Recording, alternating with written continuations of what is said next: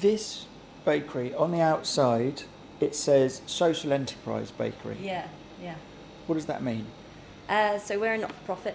Any money that we do make is... sorry, I've got a very loud fan right next to us. The fridge is getting involved. Yeah, we can. I should rotate round. It's a very loud fridge. We're a not-for-profit, so we circulate money back into community projects. We have been very up against it since day dot, so there's not a lot of profits to circulate. When you say we've been up against it since the beginning, Yeah. what does up against it mean? Does it mean staying in business? Yeah. I think God, that must be exhausting. it's exhausting. It is exhausting.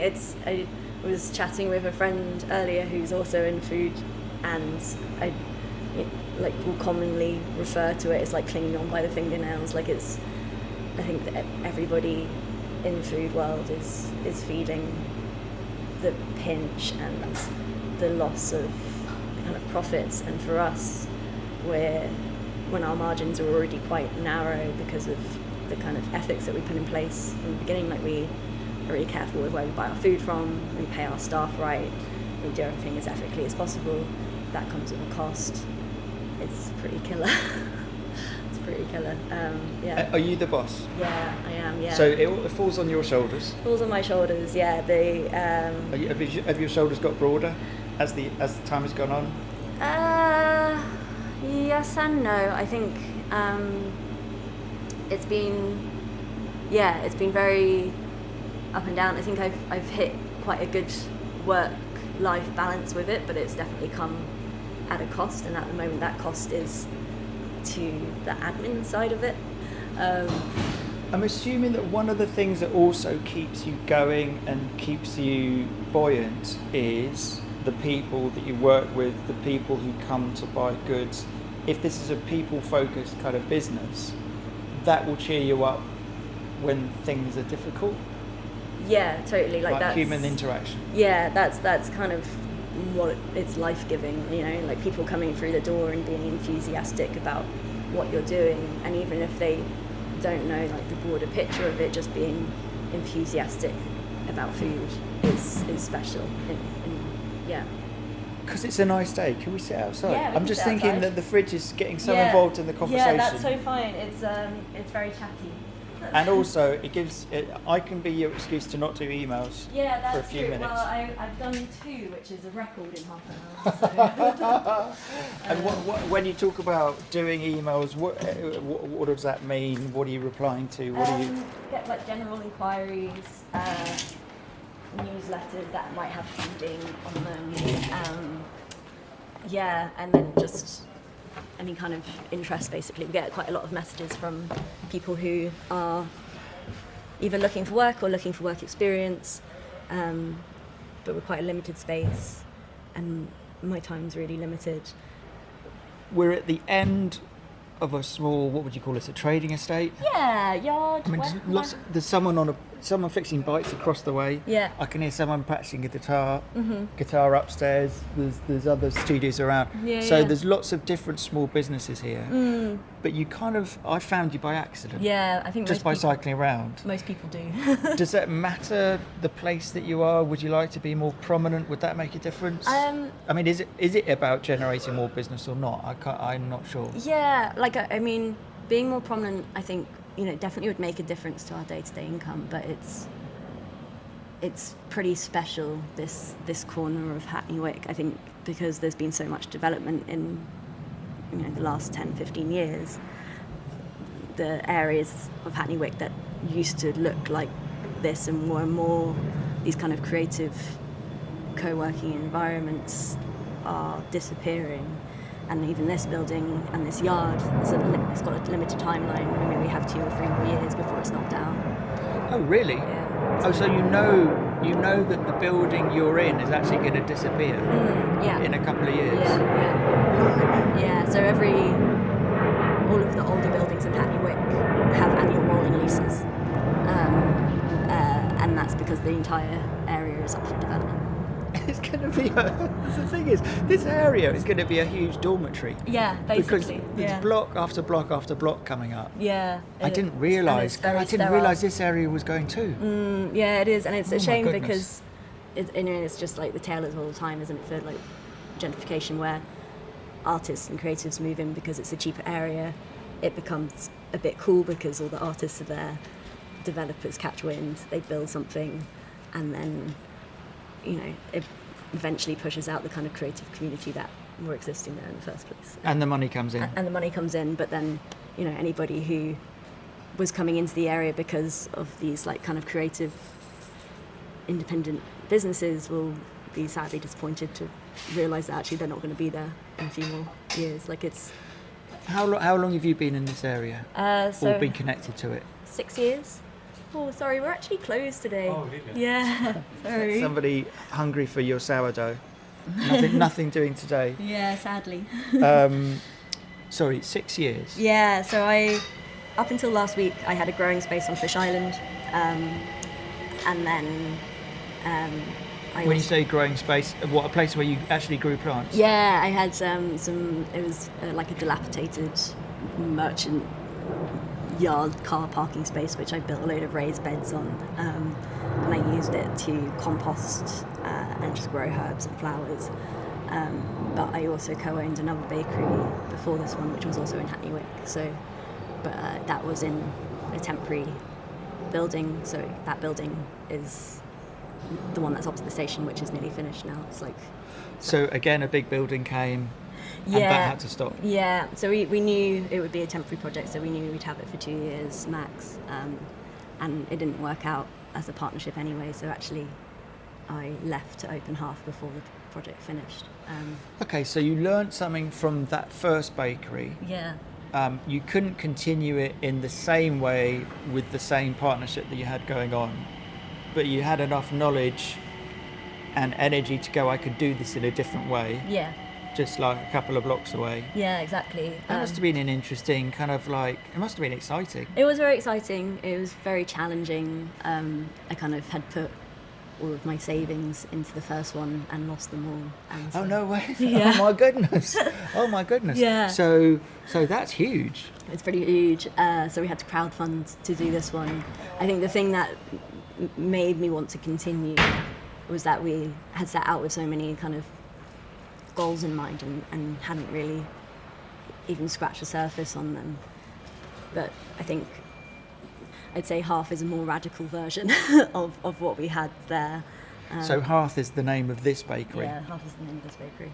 I'm kind of fascinated in the loss point. I'm just like, how do you react and how do you cope with the loss of all your savings in a business that you really cared about? Yeah.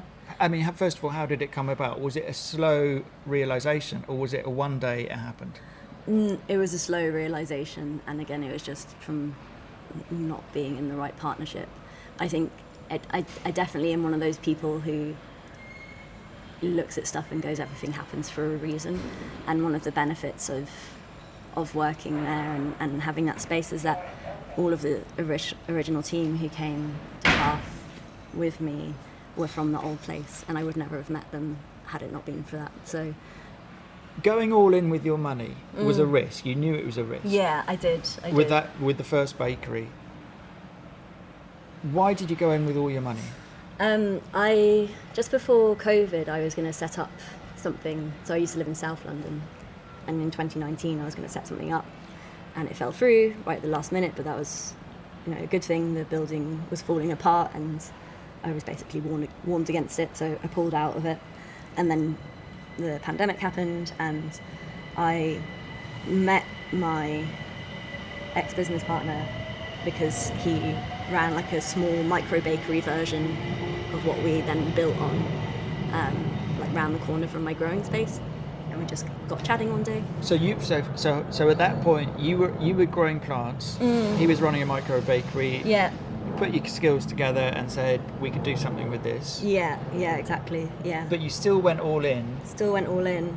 I think that, is it because you couldn't have done it without going all in? I think because I couldn't have done it without going all in, and also my all in, we're not talking millions here. It's a chef's life savings isn't exactly, a briefcase of money, but it's still substantial. It's still life savings. Yeah. Life savings is life savings. Yeah, exactly. Yeah.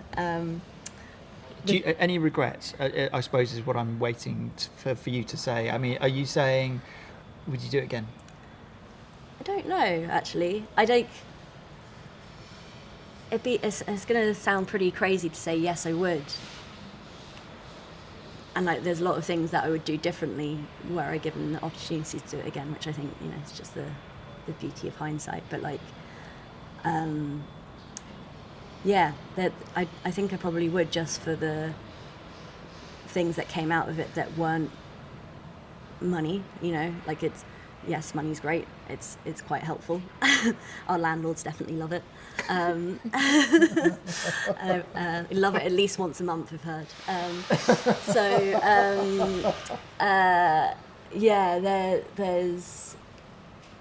There's so many more things that are greater than money, and the same with my life savings. Those things that I have gained from being part of it and through being there, I wouldn't have had.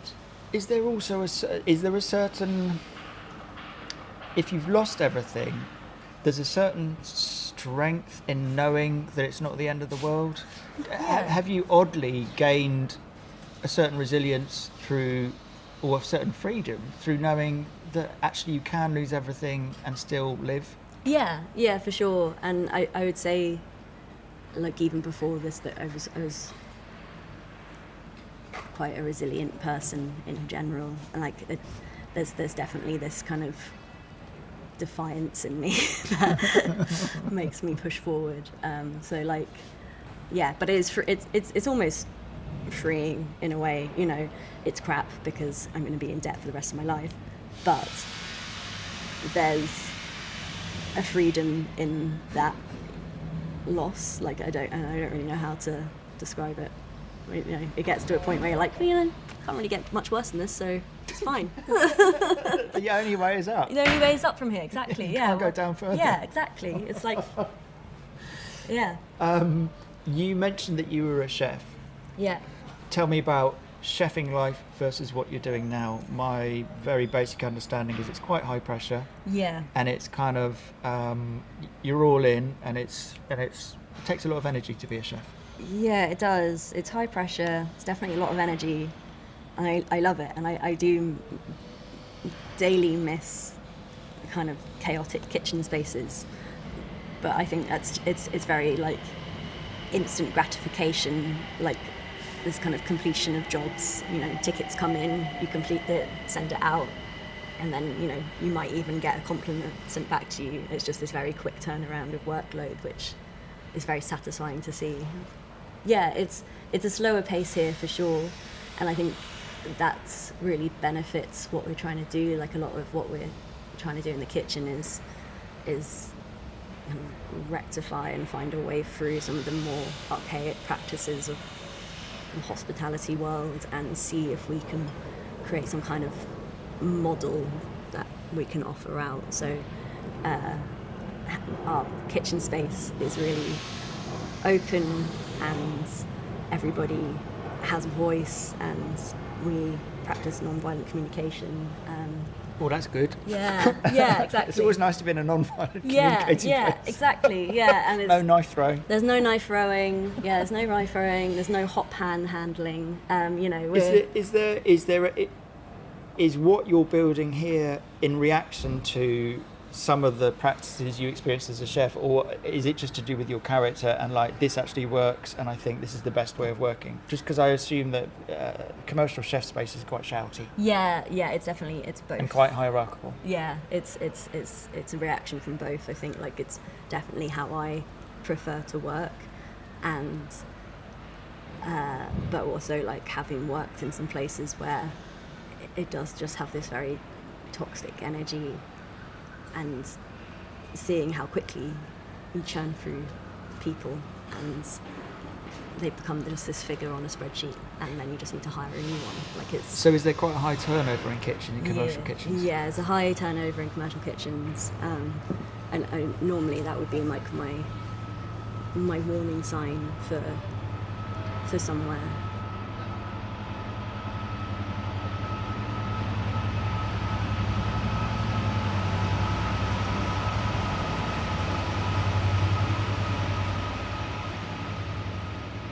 This idea about why we do things or don't do things, looking back on what's happened in your life, you can probably put the jigsaw together and go, this happened because of this, happened because of this kind of, you know, hindsight gives us that view. Yeah.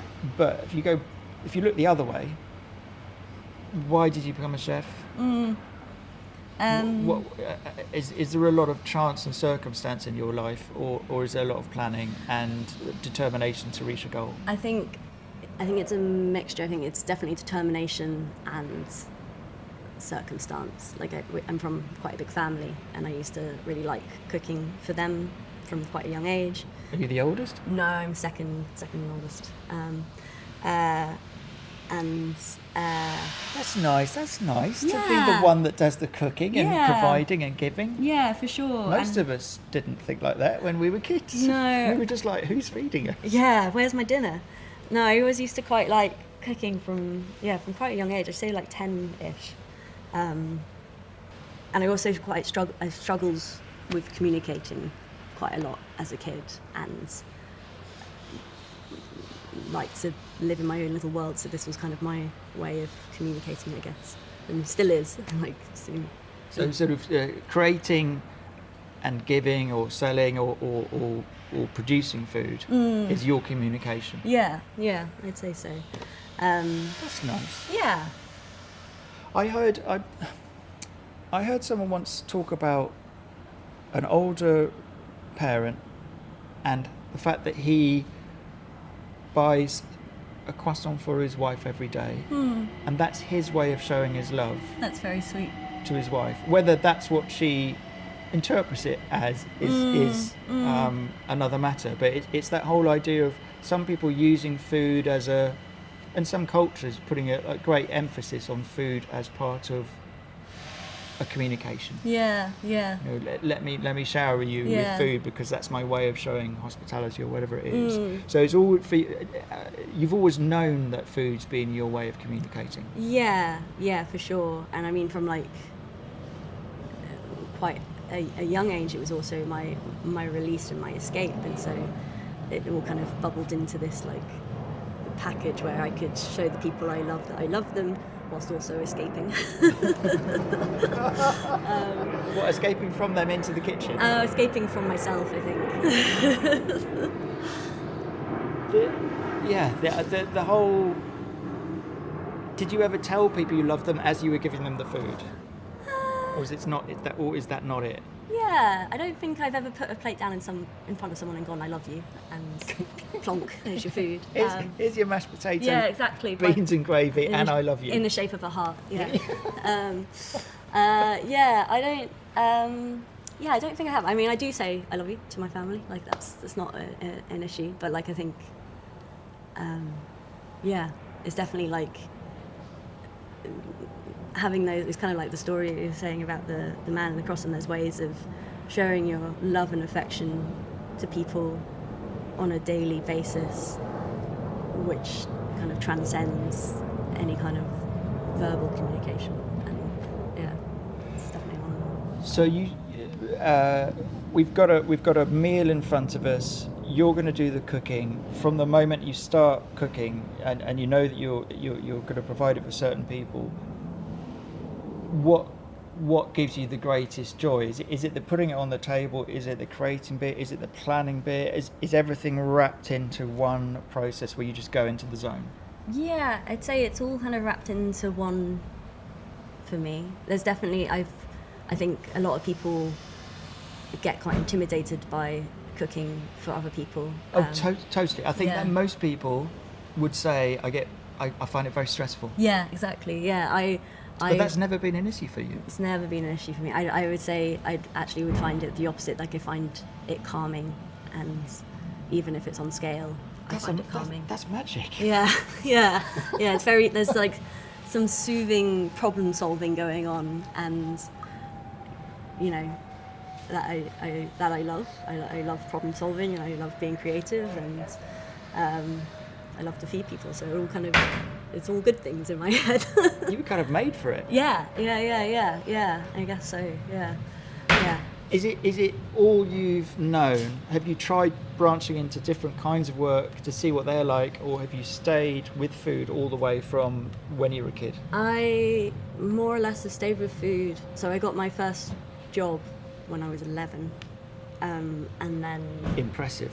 Yeah, it's impressive. It's probably a bit illegal. We're not talking about a paper round. No, I was a fishmonger's assistant. Great. Yeah. Cold? Very cold, especially in the winter. And I had a dedicated, like, sacrificial outfit, which was like old tracky bottoms and a coat, which just absolutely reeked of fish. Did you leave it at work? No, I had to bring it home and stick it straight in the laundry every Saturday. And then I got my first chef job when I was 14. God, you were an early starter. Yeah, early starter. I think because we didn't get any pocket money, so it was a way of earning my own pocket money. And so, is there a lesson there in, if you don't get pocket money, kids get on with life really quickly and earn? Yeah. I don't know. I feel like my body would probably tell them the opposite at this point. But what did you learn from the fishmongers as a nipper? I think there was definitely, mental arithmetic, although it's absolutely shot now, but, it was pre-card machines, so it was all cash and never really used a calculator. We had to just do maths in our head. So mental arithmetic was great, but I guess also just observing, like there were 3 guys I worked with and they're all really kind and really loved what they did and loved chatting, more so than me. Like I was just there to help. You were the wide-eyed kid gutting fish in the corner. But basically, you were keeping your ears open and just feeling like, it sounds like the kind of work environment where at that age you're like, I'm really looking forward to Saturday. No, I did. I loved it. I did love it. And it was well paid because nobody else wanted to do it. But that's a great first start to work. Yeah. Because that must have made you think, this is what work is. Yeah. Exactly. Work is nice people. Enjoying what they're doing. Yeah, exactly. And then you became a chef and realised it's not. Yeah, and then I became a chef and it was a slippery slope downhill. There was definitely still that kind of, realising that people loved what they were doing, and that's the only way, like, that you can survive in food is that you have to love what you're doing. That's the only way you can kind of keep going.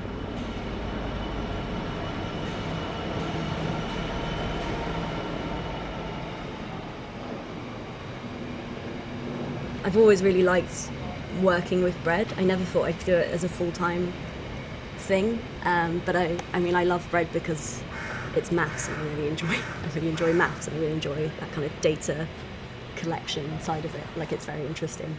I thought you were going to say something entirely different. I would never have thought you would say, I love making bread because of maths. I love maths, yeah. Because I'm just a massive nerd. And I thought you might have said, I just love the different kinds of dough that you... Yeah, well, I do love the different kinds of dough, and I love the different grains. you're talking about a scientific approach if you're talking about maths. Yeah, and baking. Yeah, as though I'm not really an unscientific person. Or maybe you got both within you. Yeah, maybe. I'd say the math side of it is, I find really interesting because it's all kind of just equation work, and that's very interesting to me and my brain. It's like, oh, this is a nice puzzle, I'm gonna pick at this, and every grain we use that comes through, so we change our wholemeal grain changes almost weekly, and sometimes. Why? Because we're working with small-scale farmers. And so they can give you a certain amount, but not a huge amount. Yeah, exactly. So there's a practical reason why you have to renew. Yeah, exactly. And it's important to kind of celebrate the diversity that is available. Otherwise, it's kind of like That's kind of that, but that's really complicated It because is it's a bit like complicated, cooking with a different oven every week because every grain is very different. I'm assuming. Is Yeah, and that's what's exciting about it. I think is that each grain has its own, number of properties and flavors and history to it, and it's very much with grain diversity, with all kind of plant diversity. It's very much a use it or lose it situation. Like if we don't support these smaller varieties, they'll just go extinct. And if like meats had its moment, 15, 20 years ago, and St. John was like, you're talking about the restaurants in John? It was like sort of like peaking. British meat, meat, nose to tail, and like a lot more heritage meat kind of coming through. And I think those animals would go extinct had it not been for like a rise in popularity to find a market for them. And the same goes for fruit and veg, and the same goes for grains and pulses, because you're talking about a change in the materials you get, I'm assuming you have to then go further back to the source, find out about the earth that it's grown in terms of the properties that come into the plant that you're using. Yeah. So you're constantly having to research. Yeah, well, I mean, at the moment, or experiment. I'm just constantly experimenting. What I would ultimately love to happen, which I mean, it's hard to happen at the moment because there's no money. But ultimately, what I would love would be a way of linking up all of the data from the fields and from the mill, and finding kind of all of their numbers, matching them up with ours, and seeing how it correlates over time. So each each wholemeal grain takes different quantities of water. So making bread is just a rehydration game. You're just rehydrating grain, and each one takes different levels of water, takes different levels of kind of acids, and it all kind of proves at different times. Being able to have all of these numbers in one place is really interesting to my brain, and being able to see what that looks like. In my ideal world, I'd be able to find funding to make it an open source project so that in the near future anybody could access this information and go, okay, I have, a spelt grain and it was harvested in autumn, and it was this year that it was harvested, and it would spit out the right hydration level for you. That's my dream. It's interesting that you're talking about open source. Again, you're looking at public access. Again, you're not looking at profit. Yeah. You're looking at sharing the knowledge, where many people in your situation with your skill set would go, I'm going to write a book, and that book's going to become a bestseller, or I'm going to blow it up on Instagram, and this is going to become a go-to site for bakers, but it's going to monetize somehow. You're making money is not. It's not really It's not really your DNA. It's not really in my DNA. No, I mean, it's consequential. I think, I don't. Yeah, I'm so used to, we didn't really growing up. We didn't really have money, so I'm so used to not having it, and I don't mind not having it. Yes, it'd be some months it would be really nice for things to be easier and not to have to fight so hard. It would be nice just to be in a space, but I think that doesn't necessarily come from money. That comes from later stage capitalism. So are you inferring that there are no easy months? Yeah, there's no easy months. Yeah. Blimey. Yeah. Oh my goodness. That's a struggle. Yeah, it is. It's definitely. It does often feel like pushing a rock up the hill kind of thing, and definitely haven't made it easier on myself by making some very anti-business choices, I'm paying the staff above London living wage, and I'm buying ingredients that are really well sourced, and trying to do things right and well. and that's quite an anti-business model. Yeah, you could use your love of maths to really push that margin. Yeah, increase those margins. Yeah, exactly. But my You're love, using it in a different way. yeah, my love, I think, for the environment and for kind of the people side of it blocks that. So do you have a 7-day working week? yeah, I have a 7-day working week. Yeah. Oh my goodness. Yeah. The energy for that. Yeah, it's a lot of energy. I think what I've found... It's a lot of passion and commitment. Yeah, and a bit of madness, all kind of thrown in together, I think. That the food industry is very much by design, designed to exploit, and that's the only way it makes money. And by having an ethical business in London, that exploitation doesn't disappear, it just moves, and it's moved to me because I've chosen to take that. Like, I could choose to disperse that and, pay staff a bit less or use cheaper ingredients, but I don't want to. So I'm holding it for now. Yeah. The way that you look at life, the way that you run your business, the returns you get, and looking to the future, it sounds like despite everything being a struggle and there being no easy months and you doing a 7-day week, this is of your choosing and you're happy with your choice. Yeah, I yes, we'd love more free time, we'd love more freedom, but it is my doing. I could stop this at any time, but I don't want to. It's that I'm wary of complaining to people about how tired I am, and I very rarely do. But but that's because it was my choice. I chose to get into this mess, and I want to stay in it.